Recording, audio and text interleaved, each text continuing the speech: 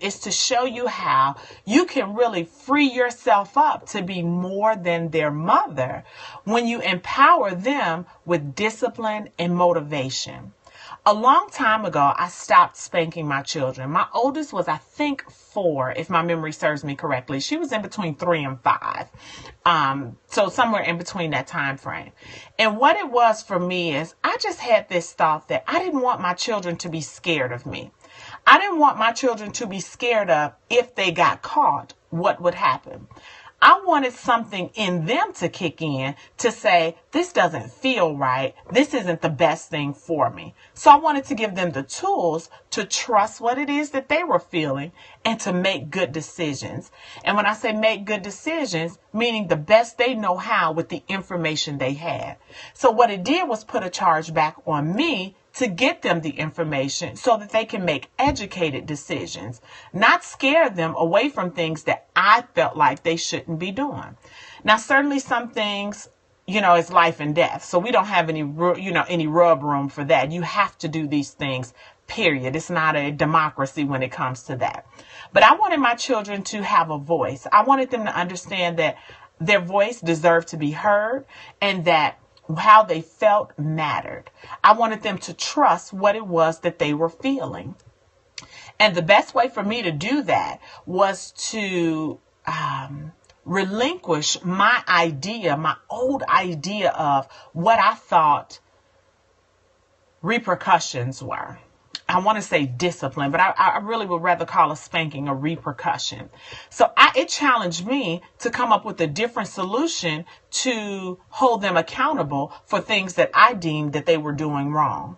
It forced me to communicate more with them so that they could understand that although they made a mistake this time, they had the power to make a new decision and to get better results next time. And I didn't want them to be afraid to do that. I wanted them to have a space for conversation around the decision that they made, to come to me to talk about it, to share what it is that they thought, which most times for me is satisfactory because I get that I no longer have an 11-year-old mind, a 13-year-old mind, a 15-year-old mind. They're thinking with their experiences, their background, and the information that they have at hand. Absolutely, I know more than them at this point because I've been through usually what it is that they've been through. But I don't want to hold them hostage to my experiences, expecting them to make a decision in accordance with that. So I needed to create a space for that. So for me, it was all about giving up the spanking. So I created a different way. Now, timeout is not new to anyone, but I used to call it grounding. And when I say grounding, I defined it with my children as this: coming to yourself. And when I say coming to yourself to my children and to me, my definition of that is the truth of who you are. The truth of who it is that I believe we all are at our core is loving human beings who want to be loved, who are loved and want to be loved. I think that everything from us is a assertion of that core. And I just think that sometimes we make poor decisions in order to get that, because for some reason our thinking has been trained to believe that we should get it a certain kind of way, sometimes by force, sometimes by irritation, sometimes by bullying, sometimes all of those things. But I believe that at the core, we are searching for love. We are love and we are searching for love. So anything outside of that is really you kind of outside of yourself or the truth of who you are. So what I'm always telling my children is it's time to come to yourself. I want you to remember who it is you are. You are of love. You are a loving being and you are giving love. Now, is that affectionate love all the time? No, it's not. But to me, love is an act of kindness. Love is an act of discipline. Love is an act of compassion. Love is an act of parameters, mentally and physical parameters. So all of those things. So I decided to use that as a tool for my children of discipline. I have no desire to control them. That puts me in the mix more of being accountable for what it is that they're doing at every moment. When I feel like I'm held accountable to what it is they're doing at every moment, I feel a lot more guilt. I feel a lot more frustration. I am a lot more overwhelmed because I feel like I need to have input on every single thing it is that they do. And if I feel that way, that's the same thing as me saying I don't trust them. And that's not the truth. I trust who they are. I trust their decisions. I trust what it is that I've put in them, that it is working for their good. I trust that they love themselves enough not to allow anyone to disrespect them and not to disrespect other people. If there's something that comes outside of that, we do a grounding so that they can come to themselves. So what does a grounding look like physically? Sometimes a grounding looks like literally just removing yourself from us. And when I say us, meaning our little family. So we may be all in the family room playing a game, talking, watching TV together.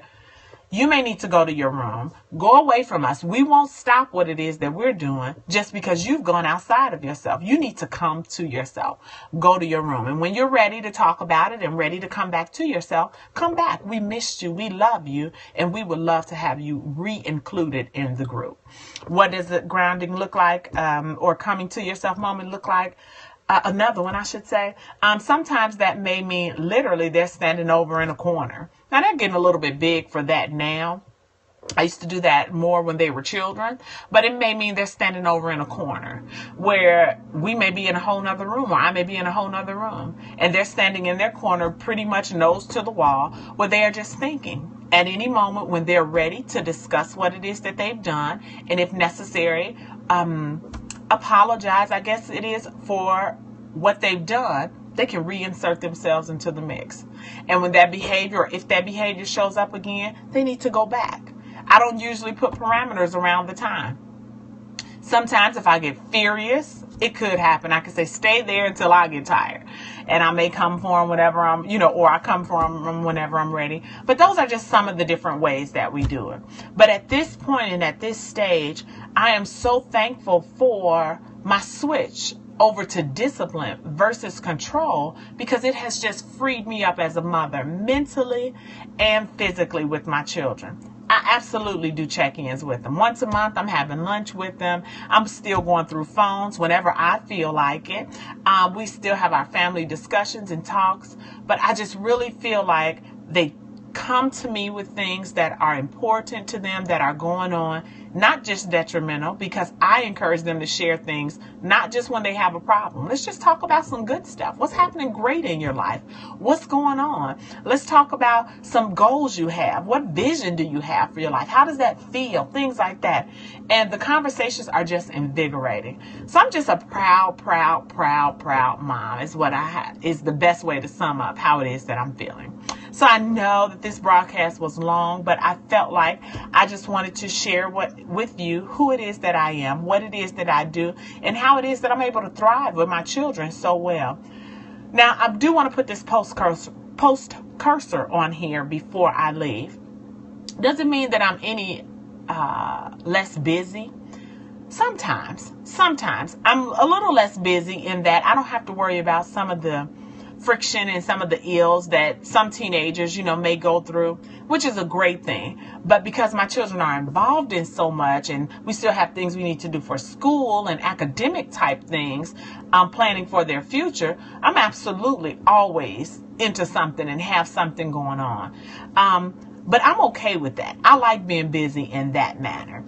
Do I get overwhelmed sometimes? Absolutely. But usually when I'm overwhelmed, it's because I've added on some more goals and some more things to do for myself that I want to do in a proactive measure for my girls and my business. So that for me is on me, and I get to regulate that because they're pretty much set up. So I'm just kind of checking in, making sure that they're staying on the course, doing spot checks, trying to see if there's anything that needs to be shifted or redirected or looked at again to maybe do better for the future. Just things like that. So it's a beautiful thing. So I hope this helps you, perhaps gives you an idea or